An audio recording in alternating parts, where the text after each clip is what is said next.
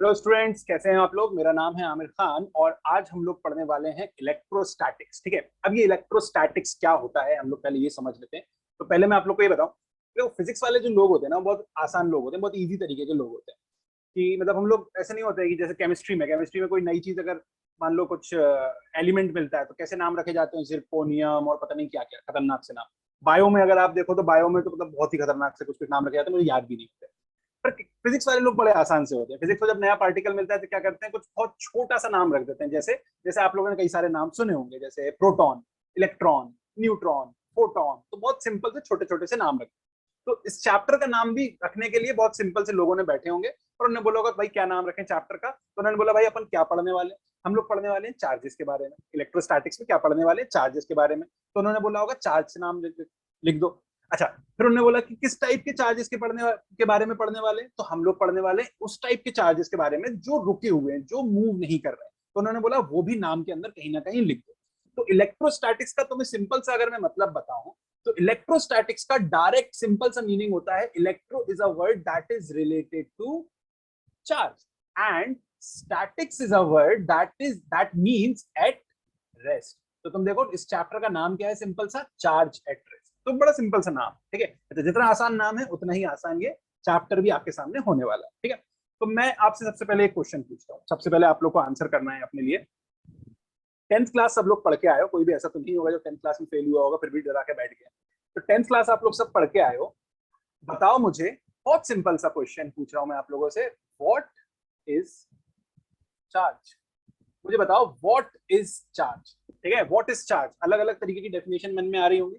किसी के मन में आ रहा होगा कि charge is a property of matter. भाई मुझे एक बात बताओ, डेफिनेशन से चीजें क्लियर होती है, राइट। अगर मैं आपको बोल दूं charge is a property of matter, इससे आप क्या सीखे? इससे आप कुछ नहीं सीखे। बहुत सी प्रॉपर्टीज हो सकती है मैटर की। तो मैटर क्या है? मैटर हर चीज होती है जो भी ऑक्यूपाइज करता है स्पेस स्पेस, जो सुना होगा ना बचपन में। जैसे ये भी एक मैटर ही है ना। ये क्या है? ये सिंपल सा एक पेन है, तो ये भी एक मैटर है। तो charge is a property of matter, इसकी तो बहुत सारी प्रॉपर्टीज हैं। तो फिर charge is a property of matter अकेला बोलना इज नॉट इनफ, उससे तो कुछ भी डिफाइन नहीं हुआ।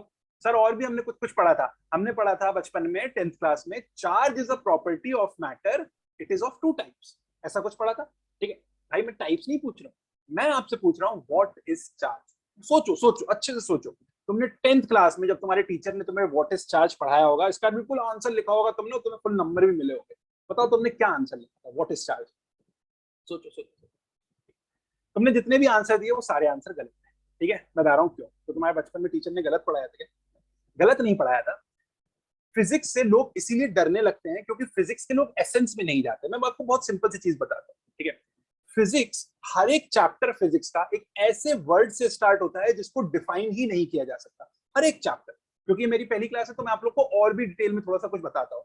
जैसे अगर मैं व्हाट इज चार्ज की जगह आपसे पूछता व्हाट इज फोर्स।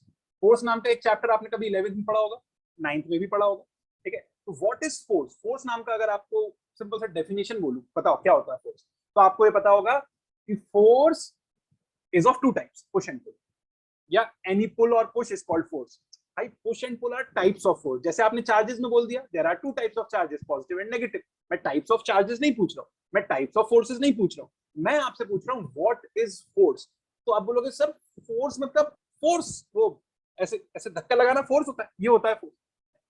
तो आप जो बोल रहे हो आप हिंदी में कन्वर्ट करके बोल रहे हो, लेकिन आप कब इसका डेफिनेशन नहीं निकाल पा रहे हो, डेफिनेशन नहीं बता पा रहे हो। उसके पीछे रीजन पता है क्या है? उसके पीछे रीजन अगेन वही है कि फिजिक्स का कोई भी चैप्टर इतने आसान वर्ड से स्टार्ट होता है जिसको हम लोग फर्दर डिफाइन नहीं कर सकते। जैसे फोर्स को हम लोग फर्दर डिफाइन नहीं कर सकते। हमें पता है फोर्स क्या होता है, भाई पता है, बस फोर्स हमें पता है। फोर्स क्या होता है?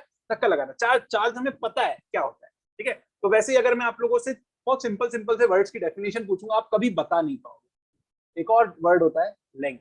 इससे कौन सा चैप्टर स्टार्ट होता है पता है? जिसमें आपने स्पीड डिस्टेंस टाइम पढ़ा होगा, उसके अंदर ये पहला वर्ड होता है लेंथ। इसको आप कितना भी कोशिश कर लो, कितना भी कोशिश कर लो, आप इस लेंथ वर्ड को डिफाइन नहीं कर पाओगे। एक और वर्ड बता देता हूं मैं, मास, ठीक है। इससे भी कौन सा चैप्टर स्टार्ट होता ही होगा, आपने बचपन में सुना होगा जो न्यूटन लॉज से रिलेटेड आपने जब पढ़ा होगा तो मास वास के बारे में कहीं ना कुछ सुना होगा, राइट। तो ये भी एक चैप्टर के अंदर स्टार्ट होता है। पर ये इतने आसान वर्ड है, इतने सिंपल वर्ड है कि मास, मास क्या होता है? मास मतलब ये है, इसका कुछ मास है। मास मतलब जो अपन भारी होता है, नहीं भारी तो वेट होता है, तो फिर मास क्या है तो हम डिफाइन नहीं कर सकते। हम डिफाइन इसलिए नहीं कर सकते क्योंकि ये इतना सिंपल वर्ड है कि हम इसको कुछ भी फर्दर तोड़ नहीं सकते। डेफिनेशन का मतलब क्या होता है भाई, एक वर्ड को तोड़ के अलग अलग वर्ड्स में दबा देते हैं और बोलते हैं इससे तुम्हें ये समझ में आ जाएगा। बट कोई इतना सिंपल हो जिसको तोड़ने से वो कॉम्प्लिकेट हो जा रहा हो तो फिर डेफिनेशन नहीं बन सकती। और ये ऐसे ही कुछ वर्ड्स है, ठीक है। तो चार्ज, चार्ज क्या है? चार्ज हमें पता है क्या होता है, पॉजिटिव और नेगेटिव। सर ये तो टाइप्स हो गए, yes exactly, these are types. Types बता सकता हूं मैं, डेफिनेशन नहीं बता सकता मैं। तो I will start with charge के टाइप्स। तो चार्ज के बारे में जब हम पढ़ेंगे तो हम उसके बारे में क्या क्या पढ़ेंगे? हम चार्ज के बारे में पढ़ेंगे, हम चार्ज के बारे में पढ़ेंगे, हम एक चीज पढ़ेंगे इसकी प्रॉपर्टीज। और जब हम प्रॉपर्टीज पढ़ेंगे तो प्रॉपर्टीज के टाइम पे हम चार पांच चीजें इसके बारे में पढ़ेंगे। क्या होंगी वो चीजें? एक होता है टाइप्स ऑफ चार्जेस, तो एक तो हम पढ़ने वाले हैं टाइप्स ऑफ चार्जेस, ठीक है। दूसरी चीज मैं बताऊंगा आप लोगों को एक बहुत अच्छी चीज, कंजर्वेशन ऑफ चार्जेस। मतलब इतनी अच्छी और इतनी सिंपल दुनिया में दूसरी चीज नहीं मिलेगी आपको, जब पढ़ोगे जब समझ में आएगा, देखते जाओ। तीसरी चीज जो मैं आप लोग को बताने जा रहा हूं वो होगा यहाँ पर क्वांटाइजेशन ऑफ चार्ज। ये भी बहुत अच्छे से बताऊंगा, बहुत अच्छी चीज है, बहुत सिंपल सी चीज है, ठीक है। और चौथी चीज मैं बताऊंगा मेथड्स ऑफ चार्ज, ठीक है। तो प्रॉपर्टीज के अंदर मैं ये चार चीजें बताऊंगा। और फिर जो पांचवी प्रॉपर्टी होगी उससे पूरा चैप्टर थोड़ा सा अलग ही डायरेक्शन में चला जाएगा, जिसका नाम होगा फोर्स बिटवीन चार्जेस, ठीक है। तो हम यहां से अपना पूरा कहानी को, पूरे तरीके को, पूरे इलेक्ट्रोस्टैटिक्स को स्टार्ट करने वाले, ठीक है। तो पहली चीज क्या है? पहली चीज हम पढ़ने वाले हैं टाइप्स ऑफ चार्जेस। तो भाई टाइप्स ऑफ चार्जेस क्या होते हैं सर? ये तो हमें पता है, ये हमें पता है क्या होता है भाई टाइप्स ऑफ चार्जेस। दो टाइप के चार्जेस होते हैं। कौन कौन से टाइप के चार्जेस होते हैं? एक होता है पॉजिटिव चार्ज और एक होता है नेगेटिव चार्ज, ठीक है। पॉजिटिव चार्ज के बारे में तुमने क्या क्या सुना है कि पॉजिटिव चार्ज जो होता है वो आता है ड्यू टू एटम के अंदर क्या होते हैं सबसे छोटी चीज जिसकी वजह से पॉजिटिव चार्ज आता है? Positive charge comes due to protons. Very good. तो पॉजिटिव चार्ज क्यों आता है? प्रोटॉन्स की वजह से। और नेगेटिव चार्ज क्यों आता है? Negative charge on any body किस वजह से आता है? Due to electrons, due to electrons, ठीक है। तो इनकी अलग कहानी है प्रोटॉन्स और इलेक्ट्रॉन्स की। बट हमारी कहानी कहां से स्टार्ट हो रही है आज? हमारी कहानी आज स्टार्ट हो रही है यहां से कि दो तरीके के चार्जेस होते हैं, एक होता है पॉजिटिव और दूसरा होता है नेगेटिव, ठीक है। तो ये हमारे दो तरीके के चार्जेस, प्रोटॉन्स एंड इलेक्ट्रॉन्स की वजह से ये पॉजिटिव और नेगेटिव चार्जेस आते हैं। इसके बारे में कुछ ज्यादा पढ़ने की जरूरत नहीं है, ये तो बहुत सिंपल चीज है, बचपन से पढ़ते हुए आ रहे हैं तो हम लोग आगे बढ़ सकते हैं, राइट, वेल एंड गुड, आगे बढ़ते हैं, ठीक है। अब मैं आ रहा हूं आगे कंजर्वेशन ऑफ चार्ज पे। मैं ऊपर की हेडिंग्स को अब गायब कर रहा हूं क्योंकि अब मैं कुछ नया बताने वाला हूं। नया सर बहुत नया कि थोड़ा नया?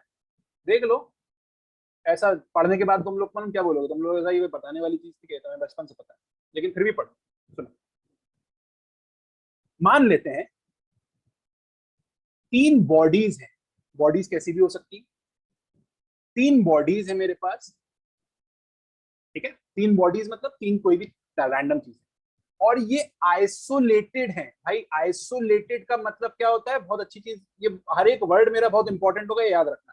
कहीं ना कहीं तुमने फिजिक्स के क्वेश्चन में लिखा देखा होगा N isolated system of bodies, N isolated system of bodies. जब भी आपने कभी ऐसा वर्ड सुना होगा ना, आइसोलेटेड, आइसोलेटेड का मतलब होता है कि ये किसी भी तरीके से दुनिया की बाकी चीजों से इंटरेक्ट नहीं करते, किसी भी तरीके से दुनिया की बाकी चीजों से इनका कोई इंटरेक्शन नहीं होगा। किस किस तरीके से? मतलब ये एक दूसरे पे फोर्स नहीं लगा सकते, ग्रेविटेशन भी नहीं लगाएंगे, क्या आपस में लगाएंगे? पर आइसोलेटेड सिस्टम ऑफ बॉडीज है। आइसोलेटेड मतलब अब ये बाकी यूनिवर्स में, दुनिया में जितनी भी चीजें हैं उनमें किसी के साथ भी ये ग्रेविटेशनल, इलेक्ट्रोस्टैटिक, मैग्नेटिक, दुनिया भर के किसी भी तरीके के फोर्स नहीं लगाएंगे। सर ये किसी तरीके का एक्सचेंज कर सकते हैं क्या? थोड़ा सा मास उधर चला गया, मास इधर आ गया, नहीं। थोड़ा सा चार्ज उधर चला गया, चार्ज इधर आ गया, नहीं। किसी भी तरीके का इंटरेक्शन नहीं है इनका किसी और के साथ। ये आपस में कंटेंट है और एक अलग दुनिया बना ली है इन लोगों ने, ठीक है, ठीक है। तो ये एक isolated system of three bodies है। क्या क्या नाम है इनके? इनके नाम है इना मीना डीका, लेट से हम इनके तीन नाम रखें, ठीक है। तो तीन लोग हैं हमारे पास, तीन बॉडीज हैं। ये बॉडी इंसान भी हो सकते हैं, ये बॉडी कुछ और भी हो सकते हैं। ये तीन बॉडीज के ऊपर मैं बोल रहा हूं कि इनके ऊपर कुछ चार्जेस हैं, ठीक है। तो इना के ऊपर कितना चार्ज है? इना के ऊपर चार्ज है, मैंने बोला +5। +5 मतलब सर 5 प्रोटॉन क्या? अभी हम बात नहीं कर रहे उस बारे में, तुम मान लो 5 प्रोटॉन, ठीक है। +5 मतलब 5 प्रोटॉन के बराबर चार्ज, ठीक है, कुछ भी समझ लो। अभी मैं कोई यूनिट के बारे में इधर बात नहीं कर रहा हूं, अभी मैं सिर्फ तुम्हें इतना बता रहा हूँ कि +5 कुछ चार्ज कुछ है, +5, ठीक है। तुम्हें पता है नेगेटिव में भी चार्ज होता है, तो मीना के ऊपर हम लेट से नेगेटिव में बोल देते हैं। कितना बोल दें भाई? माइनस, कुछ भी बताओ, कोई भी नंबर बोलो। 3 बोला, ठीक है, वेरी गुड, -3। डीका के ऊपर कितना चार्ज कर दें? डीका के ऊपर हम लोग चार्ज कर देते हैं लेट से प्लस, प्लस में रख दें, माइनस में प्लस रख देते हैं, प्लस में रख देते हैं 8। कुछ भी मैं रैंडमली कुछ भी बता, ठीक है, ठीक है। अब हम लोगों ने इनसे हम दूर चले गए, हम इनको देख रहे थे, ठीक है, हम इनको देख रहे थे, और देखने के बाद हम लोग दूर चले गए। हम थोड़े दिन बाद आए, जब हम थोड़े दिन बाद आए तो हमें इनके ऊपर कुछ नए चार्जेस, ठीक है। मैंने देखा ईना के ऊपर चार्ज है +3, मीना के ऊपर मैंने बोला चार्ज था +3। बताओ डीका के ऊपर कितना चार्ज? मेरा क्वेश्चन है आप लोगों से, बताओ डीका के ऊपर कितना चार्ज है? बताओ बताओ बताओ कितना चार्ज है? सोचो सोचो, दिमाग लगाओ, सोचो। बहुत से लोग आप में से आंसर भी कर दोगे, बट सर आपने तो अभी पढ़ाया ही नहीं, आप हमसे क्वेश्चन जो पूछ रहे हो। सोचो तो, दिमाग तो लगाओ, आंसर आएगा, सोचो। तो देखो भाई, बड़ा सिंपल सा आंसर है इसका, बहुत से लोगों के दिमाग में आ भी गया होगा। इसका आंसर है कि डीका के ऊपर चार्ज रहा होगा +4। सर कैसे आया इन लोगों का आंसर? बहुत सिंपल। जब हम इनसे दूर गए उसके पहले आपस में अगर तुम देखो, ये लोग देखो किसी बाहर के इंसान से तो इंटरेक्ट कर नहीं सकते, जो भी इंटरेक्शन है आपस में करने वाले थे। तो इना के ऊपर चार्ज +5, मीना के ऊपर -3, डीका के ऊपर +8, तो टोटल कितना था? टोटल टोटल सोचो कितना था टोटल। अगर मैं बोलूंगा तो इस सिस्टम के ऊपर टोटल चार्ज था +5 -3 यानी कि हो गया +2, और +8 यानी कि हो गया +10। इतना चार्ज था इनके ऊपर। और जब हम वापस आए थोड़े दिन बाद तो हमने देखा इन पे तो +3 है भाई साहब पे, इन पे +3 है भाई साहब पे, तो कितना हो गया टोटल मिला के? 6 हो गया, +3 मिला के 6 हो गया, तो टोटल 10 होना चाहिए था, +10 +6 हमें इन दोनों पे मिल गया, तो बचा कितना? बचा कितना? +4। तो तीसरे वाले पे लाजिम है कि +4 ही होगा, और कोई ऑप्शन ही नहीं, कोई दूसरा ऑप्शन ही नहीं है हमारे पास। तो हमारे पास हमें ये पता लग गया कि दूसरे वाले पे चार्ज कितना होगा? +4। अंडरस्टूड? समझ में आ गया? सब बढ़िया, ठीक है। This is called as conservation of charge. This is called as conservation of charge. मैंने आप लोग को क्या बताया? मैंने आप लोग को बताया कि if there is an isolated system of bodies, then the total charge on the system will remain conserved. Then the total charge on the system will remain conserved. समझ में आ गई बात? ठीक है। तो total charge on the system अगर conserve रहने वाला है तो हमें ये चीज, बात तो बहुत क्लियरली समझ में आ गई। क्वेश्चन मेरा ये उठता है, बल्कि आप लोगों का क्वेश्चन मुझसे ये उठना चाहिए, सर क्यों पढ़ाया? ऐसा क्या था? ऐसा क्या था इसमें जो आपको पढ़ाने की जरूरत पड़ी? मैं बताता हूँ ऐसा क्या था, ऐसा कि इसमें पढ़ाने की जरूरत पड़ी।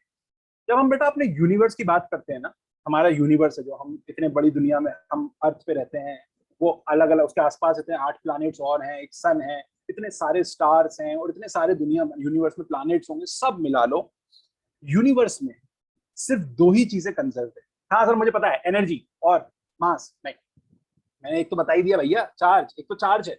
हाँ तो सर दूसरा एनर्जी है? नहीं, दूसरा एनर्जी। दुनिया में सिर्फ 2 ही चीजें कंजर्व है, वन इज चार्ज एंड दूसरा है नंबर ऑफ। सर ये क्या होता है? ये भी हम पढ़ेंगे, ये मॉडर्न फिजिक्स आता है, एक चैप्टर का नाम है मॉडर्न फिजिक्स। तब ये जब ये पढ़ाया जाएगा तब आप ये समझोगे। पर दुनिया में सिर्फ 2 ही चीजें ऐसी हैं जो कि कंजर्व रहती हैं, और बाकी दुनिया में जितनी चीजें, जितनी भी चीजें हैं बाकी दुनिया में, वो सारी की सारी चीजें जो हैं वो चेंज हो सकती है, वो बदल सकती है, वो कंजर्व नहीं है। सर बट हमें तो बचपन में पढ़ाया गया था कंजर्वेशन ऑफ एनर्जी, और हमारे तो एक सर थे, उनने हमें बताया था कंजर्वेशन ऑफ मास के बारे में भी बताया था। ये 2 चीजें भी तो हमें कंजर्व बताई थी कि यूनिवर्स में energy can neither be created nor be destroyed, ऐसा करके कुछ ना कुछ हमें लिखवाया गया था, और हमने बहुत अच्छे से रट भी लिया था। It can only be transferred from one form to another. सुना था ऐसा? नहीं, गलत। 12th क्लास में I will prove it to you, I will show it to you, I will teach it to you कि भाई कंजर्वेशन ऑफ एनर्जी नाम की कोई चीज नहीं होती है। Energy can be created and can be destroyed, mass can be created and can be destroyed. तो दुनिया में मैंने आप सोच रहे हो कंजर्वेशन ऑफ, सर इतना सिंपल चीज क्यों पढ़ाई?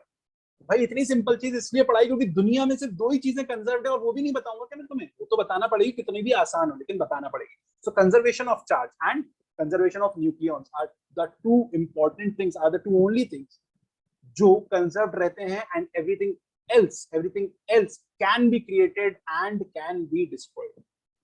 ठीक है, बहुत ही अच्छी चीज बताई है मैंने, बहुत ही शानदार चीज बताई है, ताली होनी चाहिए इस चीज के लिए। आगे बढ़ते हैं और हम चलते हैं अगली चीज पे, ज्यादा टाइम बिना वेस्ट करें। अगला चीज क्या पढ़ने वाला था भैया मैं? Quantization of charge.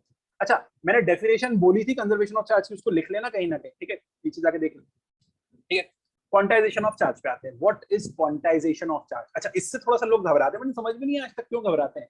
Quantization of charge मुझे बिल्कुल समझ में नहीं आया, मतलब बहुत सिंपल सा कंसेप्ट है, कंसेप्ट बता।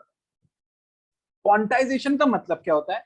क्वांटाइजेशन का मतलब होता है कि क्वांटिटी को सीमित कर देना, ठीक है, क्वांटिटी को सीमित कर देना। मैं एक बहुत सिंपल से एग्जांपल से आप लोगों को ये बता देता हूँ, ठीक है। भाई आप रहते हो एक सिंगल फ्लोर के घर में, मतलब ग्राउंड फ्लोर पे आपका घर है और आप ग्राउंड फ्लोर पे खड़े हो, ठीक है। और आपके घर के मतलब ग्राउंड फ्लोर पे ऑब्वियसली घर है तो छत भी होगी ना, ठीक है, छत पे जाने का कहीं रास्ता भी होगा, तो एक सीढ़ी है आपके साथ। तो 3 4 5 6 7 8 9, ठीक है, 10 सीढ़ी है भाई। 1 2 3 4 5 6 7 8 9, ठीक है। मैंने आपको बोला हर एक सीढ़ी जो है वो, मैं एक ही बार लिखूंगा, बार बार नहीं लिखूंगा, ठीक है, समझ जाना। हर एक सीढ़ी कितने सेंटीमीटर की भैया? 10 सेंटीमीटर की। कितने सेंटीमीटर की? 10 सेंटीमीटर। 10 सेंटीमीटर की सीढ़ी है और मैंने आपसे कहा कि जाओ बेटा और फ्लोर से, ये हमारा, इसको मैं नाम दे रहा हूं फ्लोर, ठीक है, जाओ बेटा और फ्लोर से 50 सेंटीमीटर ऊंचाई पे खड़े हो जाओ। क्या आप हो पाओगे? हाँ हो पाएंगे। कैसे हो पाओगे? सर मैं जाके 5वीं सीढ़ी पे खड़ा हो जाऊंगा, हर एक सीढ़ी 10 सेंटीमीटर की है, मैं 5वीं पे खड़ा हो गया तो मैं फ्लोर से कितनी ऊंचाई पे खड़ा हो गया? 50 सेंटीमीटर की ऊंचाई पे खड़ा हो गया। Very good. फिर मेरा अगला क्वेश्चन होगा, मैं बोलूंगा बेटा जाओ और जाके फ्लोर से 30 सेंटीमीटर की ऊंचाई पे खड़े हो जाओ, तो बोलोगे हो जाऊंगा। 70 पे भी हो जाऊंगा। मैं बोलूंगा 80 सेंटीमीटर पे खड़े हो जाओ, तो बोलोगे 80 पे भी हो जाऊंगा। फिर मैं बोलूंगा 65 सेंटीमीटर यानी कि 65 सेंटीमीटर की ऊंचाई पे जाके खड़े हो जाओ। कैसे खड़े हो? नहीं हो सकते, तुम नहीं हो सकते खड़े। तुम 65 सेंटीमीटर की ऊंचाई पे जाके खड़े नहीं हो सकते। तुम या तो 60 सेंटीमीटर की ऊंचाई पे जाके खड़े हो सकते हो या 70 सेंटीमीटर, और कुछ नहीं है भाई हमारे पास, मतलब 5 सेंटीमीटर का डब्बा लाऊंगा रखूंगा और खड़ा हो जाऊंगा, नहीं ऐसा कुछ नहीं करना, ठीक है। हमारे पास यही है जो कुछ है। तो तुम 65 सेंटीमीटर की ऊंचाई पे जाके खड़े नहीं हो सकते। अगर तुम 65 सेंटीमीटर की ऊंचाई पे जाके खड़े नहीं हो सकते तो हम बोल सकते हैं कि क्वांटाइजेशन हो गया है किसका? हाइट का। इस घर में क्वांटाइजेशन हो गया है हाइट का। मैं 10 20 30 40 50 60 70 80 पे खड़े हो सकता हूं और किसी पे खड़े नहीं हो सकता। इसका मतलब यहां पर हाइट हमने क्वांटाइज्ड कर दी। And minimum amount of height जो हमें लेना पड़ेगी या देना पड़ेगी, यानी कि हम चढ़ सकते हैं या उतर सकते हैं, is 10 centimetre. This is the minimum amount of height. 10 centimetre से छोटा कोई ऐसा नंबर नहीं है जितना मैं चढ़ सकता हूं और उतर सकता हूं। तो वी हैव क्वांटाइज्ड हाइट। किसी और के घर में अगर वो सीढ़ी बनवाने की जगह ये बनवा लेता, मान लो स्लोप, घर उतना ही बड़ा है, ठीक है, टोटल 100 सेंटीमीटर का ही सब कुछ है, लेकिन वो ऐसा बनवा लेता। अब अगर मैं उसको बोलता जाओ 65 पे खड़े हो जाओ, बोलता हो जाऊंगा, 67 हो जाऊंगा, 66.5 हो जाऊंगा, 23.95 हो जाऊंगा, सब पे हो जाएगा वो। यानी कि यहाँ पर there is no quantization of height और यहाँ पर क्वांटाइजेशन ऑफ हाइट है। कहने का मतलब, क्वांटाइजेशन का मतलब आप लोग समझ गए। क्वांटाइजेशन का मतलब सिंपल सा क्या है कि हम लोगों ने इंक्रीमेंट और डिक्रीमेंट को एक फिक्स नंबर दे दिया कि इससे छोटा नंबर अलाउड नहीं है, उससे बड़ा अलाउड है। मतलब अगर आप मान लो यहाँ खड़े हो और मैं आपसे बोलूं भाई 20 सेंटीमीटर नीचे आ जाओ, आप आ जाओगे, और 10 आ जाओगे, 30 आ जाओगे, 10 से कम नहीं आ पाता। तो क्वांटाइजेशन का मतलब आपको क्लियर हो गया होगा कि मिनिमम इंटरवल्स, मिनिमम क्या बोल सकते हैं इसको हम, गैप्स कितने हो सकते हैं। अब क्वांटाइजेशन ऑफ चार्ज में लगा दो। क्वांटाइजेशन ऑफ चार्ज का मतलब क्या होता है भाई? क्वांटाइजेशन ऑफ चार्ज का मतलब बड़ा सिंपल है। क्वांटाइजेशन ऑफ चार्ज का मतलब है कि चार्ज ऑन एनी बॉडी, कहीं ना कहीं डेफिनेशन घुस जाएगी इसमें और लिख भी लेना, ठीक है।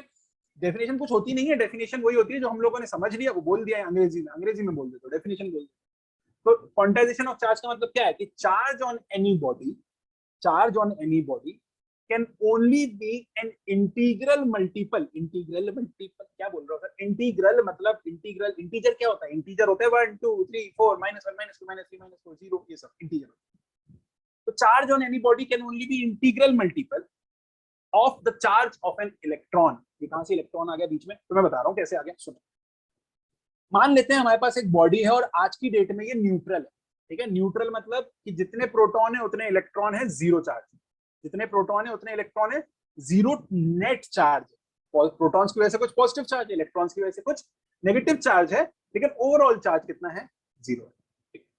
अब मान लेते हैं P P P P P P P P जो है वो प्रोटॉन है और ई ई ई ई ई ई ई जो है वो इलेक्ट्रॉन है, ठीक है। अब मान लेते हैं मैंने एक इलेक्ट्रॉन हटा दिया, ले गया, उठा के ले गया।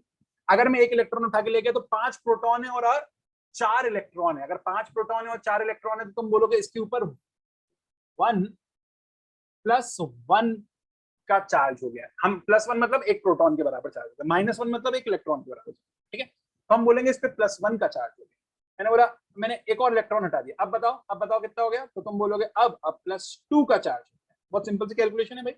मैंने बोला बताओ, मैंने थोड़ा सा ये हटा देता हूं।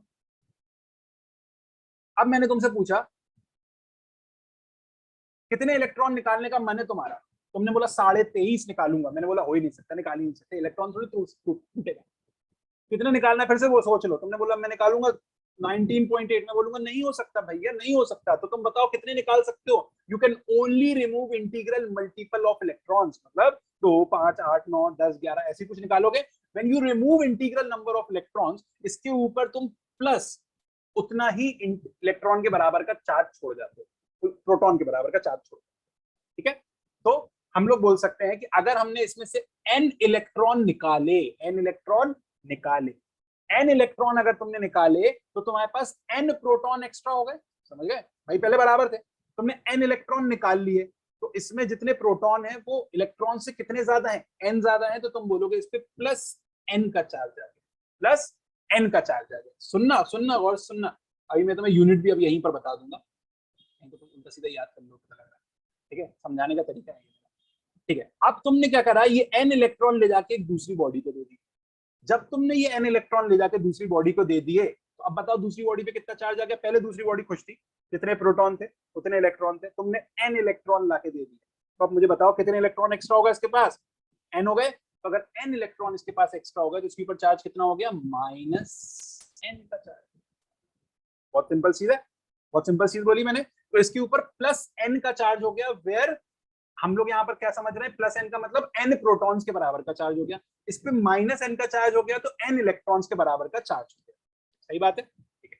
अब मैं एक चीज और बताता हूँ, ये तो हो गया क्वांटाइजेशन ऑफ चार्ज, बस क्वांटाइजेशन ऑफ चार्ज इतना ही था, लेकिन मैं साथ में यूनिट ऑफ चार्ज और बता रहा हूँ आपको। मतलब क्या बताने वाला हूँ, मैं एक चीज बोलने वाला हूँ। एक इलेक्ट्रॉन का कुछ चार्ज होता है, कितना होता है पता है, 1.6 इंटू 10⁻⁻⁹ कूलम। कूलम सर ये क्या है, कुछ नहीं, साइंटिस्ट का सरनेम, साइंटिस्ट का सरनेम है। जैसे मेरा नाम क्या है, आमिर खान, मैं कोई बड़ा काम कर दूंगा जिंदगी में तो मैं बोलूंगा भाई सब इसको खान खान बोलना या आमिर आमिर बोलना, है ना। या फिर हो सकता है मेरा अच्छा काम लगे दुनिया को, कहें भाई इतना बड़ा काम करके गया, इसके नाम पे रखना चाहिए। तो बस कुछ नहीं, कूलम एक इंसान का नाम था, कूलम सरनेम था उसका। तो उसने बड़ा काम किया चार्जेस से रिलेटेड, चार्जेस के बारे में कुछ बहुत सारी स्टडी करी। तो भाई हम लोग ने बोला कि एक इलेक्ट्रॉन का चार्ज इतना है, लेकिन तुम्हें पता है इलेक्ट्रॉन का चार्ज क्या होता है, नेगेटिव होता है, इसलिए मैं यहाँ लगा दूंगा एक माइनस। तो एक इलेक्ट्रॉन का चार्ज कितना है, 1.6 इंटू 10⁻⁻19, 10⁻⁻19, लेकिन माइनस साइन स्टार्टिंग में लगा के, और कूलम्स में इसको बोलते हैं। कूलम मतलब क्या है, सिंपल सा हमारा एक यूनिट होगी, ठीक है। तो कूलम इज द यूनिट, ठीक है। अगर मैं बोलूं कभी आपसे एक प्रोटॉन का चार्ज कितना है, तो आप बोलोगे यही, लेकिन प्लस में, तो +1.6 इंटू 10⁻⁻⁻19। बहुत सिंपल चीज हो गई।